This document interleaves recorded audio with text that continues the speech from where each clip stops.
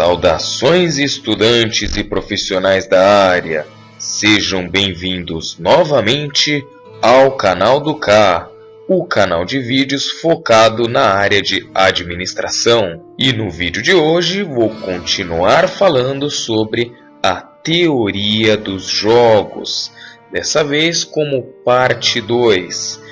Quem não lembra da teoria dos jogos ou do meu vídeo sobre a teoria dos jogos, pode olhar aí embaixo na descrição que encontrarão. Mas qual a diferença desse vídeo? Bom, quem viu o outro vídeo deve ter lembrado de que eu comentei que existem duas situações de uso para a teoria dos jogos. Os jogos simultâneos, quando as decisões são tomadas de modo simultâneo e sem que o outro saiba da decisão da primeira empresa, e temos os jogos sequenciais, que após a decisão de uma empresa, a empresa 2 poderá tomar a sua decisão.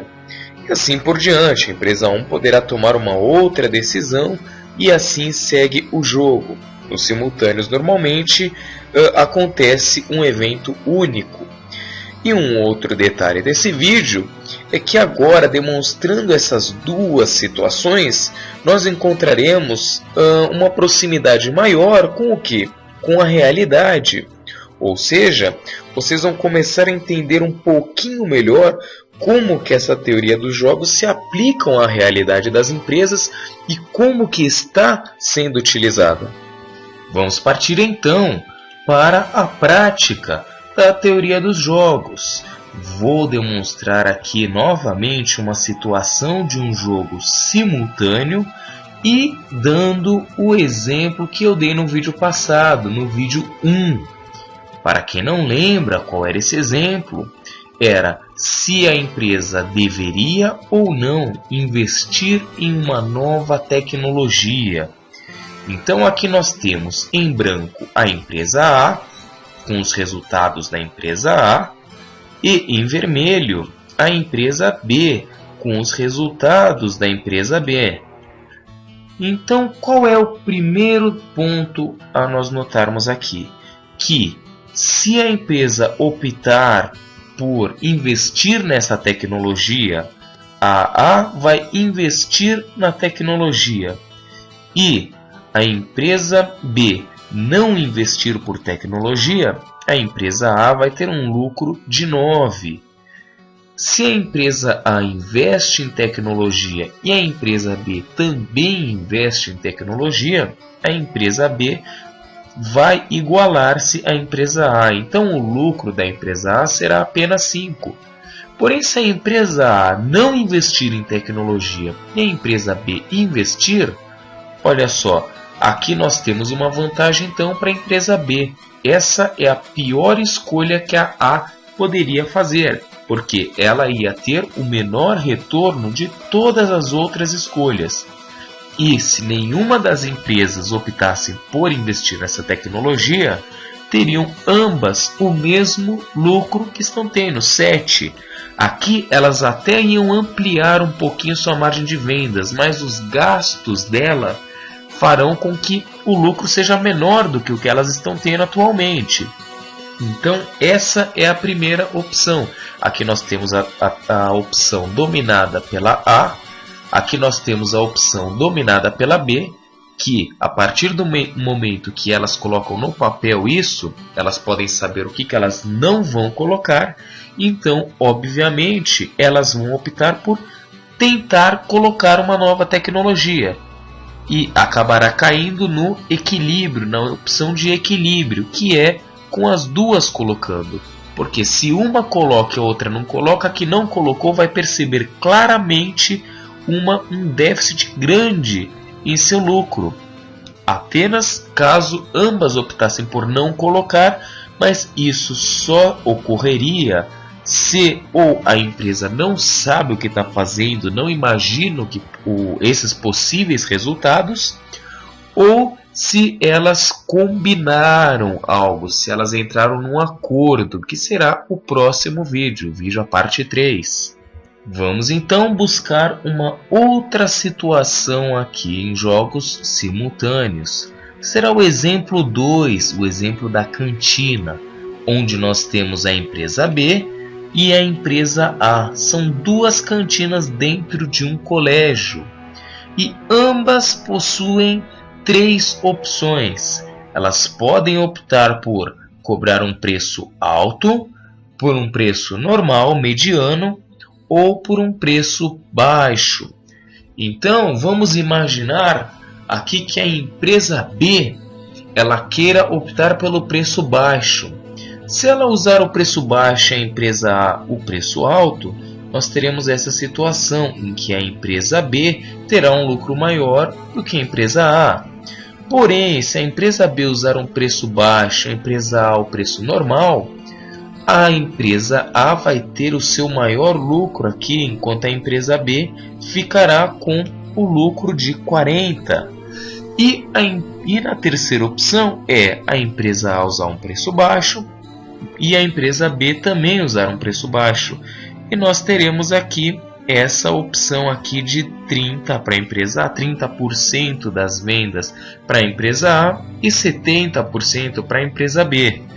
Porém, nós podemos notar aqui que nessas duas outras opções em que a empresa B pode usar um preço médio ou um preço alto, existe a chance da empresa A reduzir muito mais o lucro da empresa B do que nesse caso do preço baixo. Então, a opção mais sensata para a empresa B no momento é utilizar o quê? O seu preço baixo. Por quê? Ou ela vai ficar acima da empresa A, ou ela vai ficar um pouco apenas abaixo da empresa A. Lembrando que ambas possuem essa característica de clientes, elas sabem que os lucros serão mais ou menos nessas proporções em cada uma das opções.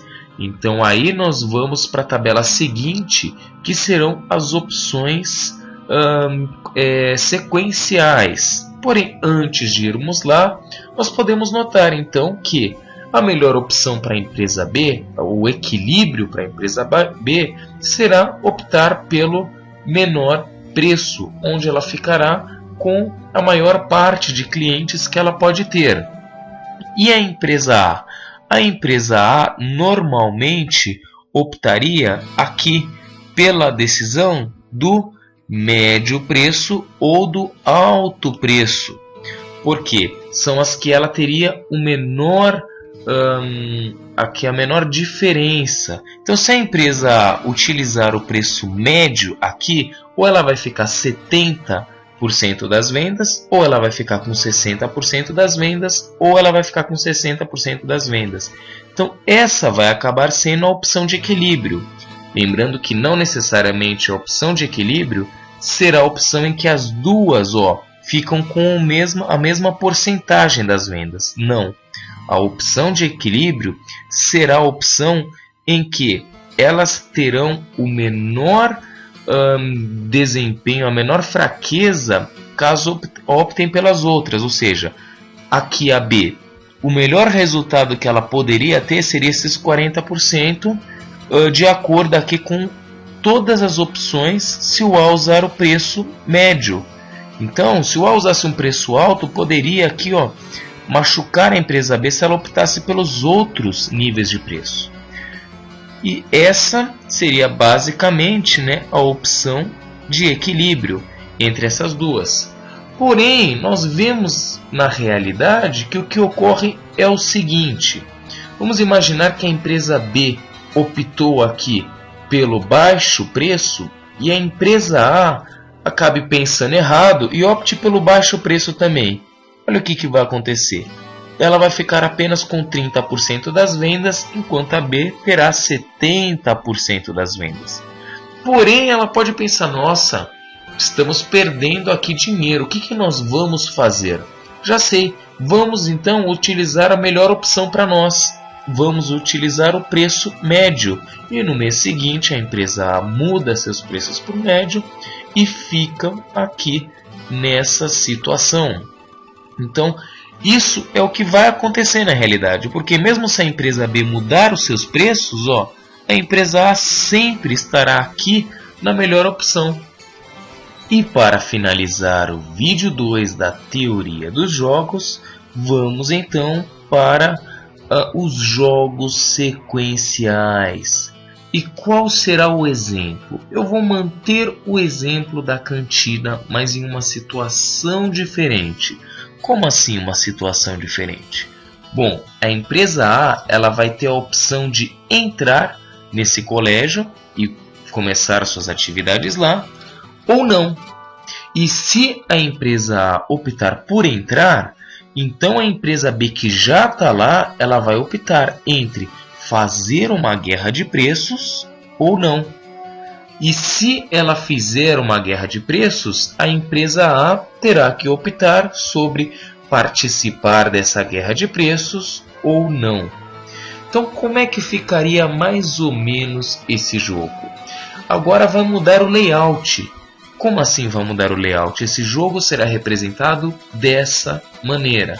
Então, a empresa A ela vai ter a primeira opção entre sim entrar na cantina e não entrar na cantina. Após ela escolher uma opção, se ela escolher pela sim, será em vez da empresa B jogar. E ela terá a opção entre fazer aqui a guerra de preços ou não fazer a guerra de preços. E se ela fizer a guerra de preços, a empresa A terá a opção entre participar dessa guerra de preços e evitar essa guerra de preços. Porém, vamos então demonstrar como que seria o lucro dessas empresas, da empresa A e da empresa B. Vamos imaginar que a empresa A ela trabalha por demanda, então ela já está acostumado a ter o preço um pouquinho mais baixo, ela tem maior facilidade em manter o preço baixo. Então, vamos lá no exemplo. Se a empresa A optar por não entrar nessa escola ela terá o que? O seu lucro 0. Enquanto e a empresa B terá o lucro de 10. Porém, se a empresa A resolver entrar aqui, o que vai acontecer? A empresa B vai ter a opção entre começar a guerra ou não.